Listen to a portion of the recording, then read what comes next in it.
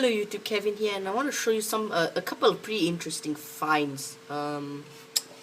First off, with this so-called creative, but it's actually a Mitsumi keyboard.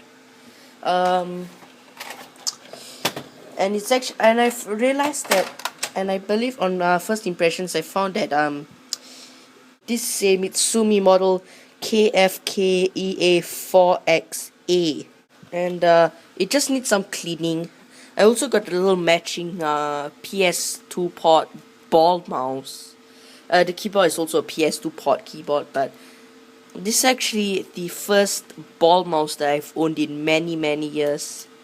I mean, it just feels so cool to actually have a ball mouse. But the model number here, no, M-S48, so kind of like the way Mitsumi decided, instead of writing backspace, they just like on the Acer keyboard here, you can see it says backspace as one word, but on this Mitsumi keyboard it says backspace as 2 words. And next thing to show you is this HP Compaq t5710 thin client. They had a few models of this. One of them had their own so-called HP Linux that I believe is actually based on Debian, kind of similar to what the Raspberry Pi has. And then higher than that is Windows CE, or later known as Windows Embedded Compact. And then this is the t5710 that has a full, kind of not exactly full-fledged. It's a stripped down version of Windows XP called Windows XP Embedded, but later Microsoft renamed it as Windows Embedded Standard. My cousin used to have a desktop that kind of shares the same design language with this, and I've also seen a few of those on eBay. But they have the blue button and like a silver and like dark blue design. Unlike those other desktops that where you can actually push in the button, this is just one of those momentary contact switch things, and that's what I believe is a power LED. It doesn't have a disc LED, because even though it's possible, HP wants to make people know that this is a thin client by not putting a disc indicator. This actually uses 500 megabyte disc on chip, which I believe can be modified to use a standard laptop hard drive. You can just get a cable and use a laptop hard drive. This is an IBM 12GB hard drive, IDE drive, made in July of 2000. No, 12.07 gigabytes. But anyways, I want to just give this thing a spin, and I'm really sorry to interrupt the video, but I just somehow lost my mood to edit the video any further, and I'm bringing you this instead. But oh, hold on, wait a minute, something's not right here. Oh yeah, I forgot to put the batteries on the keyboard. This is a Dell wireless keyboard and mouse combo, which I believe is made by Logitech. Because I have seen a version of this that's Logitech branded and only has the mouse feature, but this one has both the keyboard and the mouse. I think I might have also seen keyboard and keyboard only sets available also, but this is both keyboard and mouse. And this one is branded as Dell. Oh yeah, I already said that. I'll turn on the monitor, and here's my HP t5710.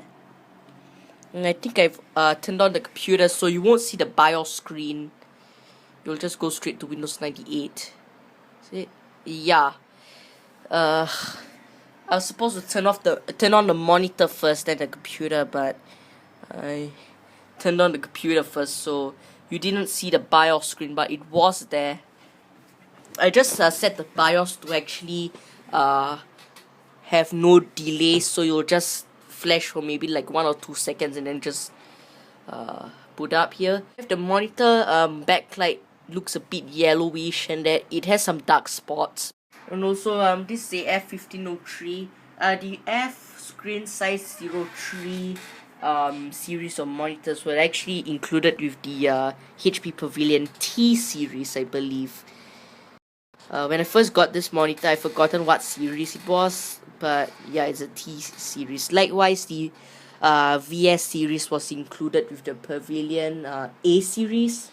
Yeah, this monitor is, I believe, about 3 years older than this computer itself. The empty line in the auto execute file was left in by the ATI driver software. So I have most of the drivers working. I don't have the USB driver running on here because I managed to find a way to kind of get around that. I just clicked through, and then once it said copying files, I quickly hit cancel. I think it came up with an 1F0 error or something like that, and I was able to use the computer. Only thing with running Windows 98 off of a USB flash drive is that it actually sets up the drive in MS-DOS compatibility mode, so I'm guessing that means no 32-bit disk access, so it's a bit slow. I also have the internal speaker connected. I removed it from the cover and just put it there.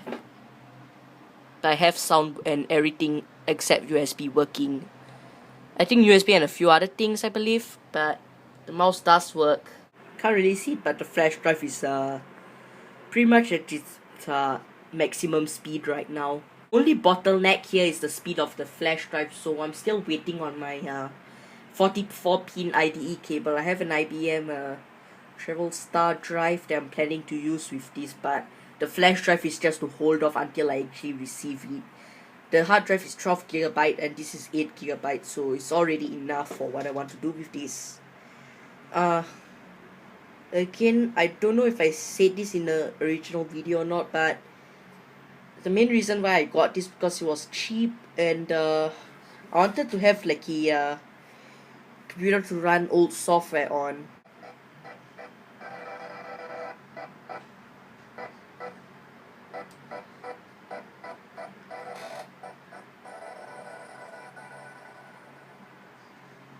Yeah, it's taking a long time to read, so the sound actually lags when that happens, but otherwise the sound is okay. I also do have internet working on here, but I don't have the Ethernet cable now.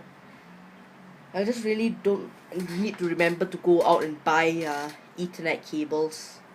I've seen them at a local dollar store. But mouse and keyboard does work. It's using PS2 port emulation. So Windows sees this USB combo as a PS2 port keyboard and mouse, and also you can see the mouse actually lags right now because it's very busy here. Takes a while for it to start up. I'm really sorry about that, but I'm okay with this anyways because I don't really always use this all the time. But this is the so-called Egypt wallpaper from Windows 3.1. In Windows 98 and I believe 95 also, they renamed it as Carved Stone because they had the longer than 8.3 things to do that. So they were able to put the full names of the wallpapers in. But I do recognize this as being from Windows 3.1. I also have Internet Explorer 6, but of course there's no internet connection on here. There isn't much in terms of installed software. And also there's another thing I wanted to tell you is that I have installed the Windows 98 unofficial service pack, but one thing that it does is that it tries to change like your icons, and you will write Windows 2nd edition in the start menu. But so for me, I always make sure I back up explorer.exe and shell32.dll before I install the unofficial service pack. Programs. There's just a few stuff that I wanted to try. I've forgotten where I managed to get the so-called terminal server client from, but I can't really remember. Yeah, I'll just uninstall that on camera. Yeah, I really did forget where I... Oh yeah, I remember now. This is basically from the Windows 98 actual install CD. What the heck? You must... I did an uninstall and it says you must restart to complete the installation. Oh wow. Uninstall a program and it tells you about installing a program again. Okay. Okay, I think I remember now. This mouse have to hit the left click is a bit worn out. Yeah, I mean, oh yeah. How do I? Oh yes. So this mouse actually has a worn out left click.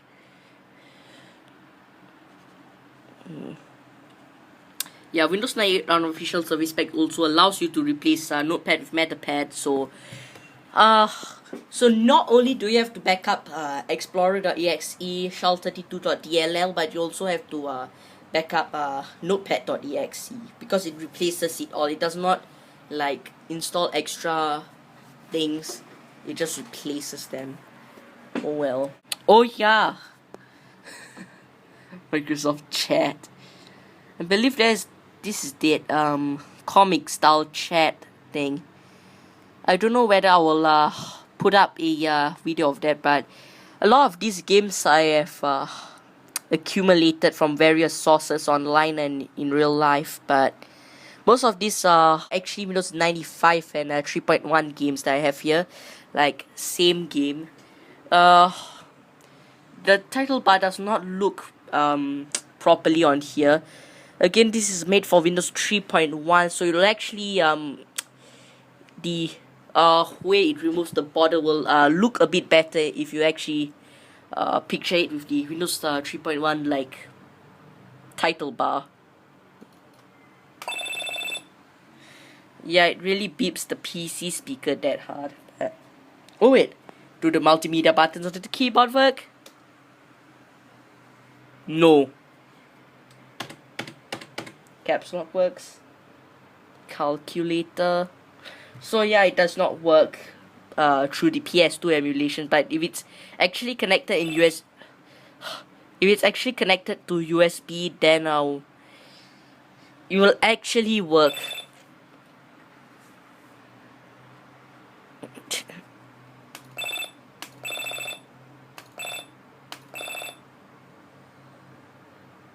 But that's just an example of the games that I play on here. So, something else I need to show you. Come on, you can do it. Now, okay, come on.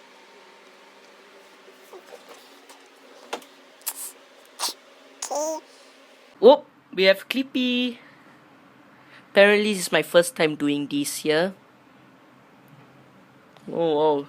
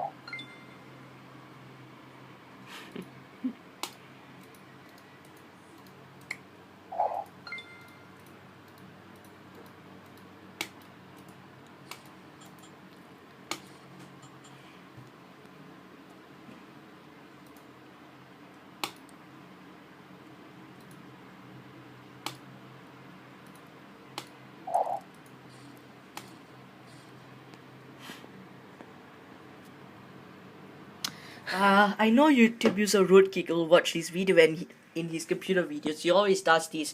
It's called the Canyon test.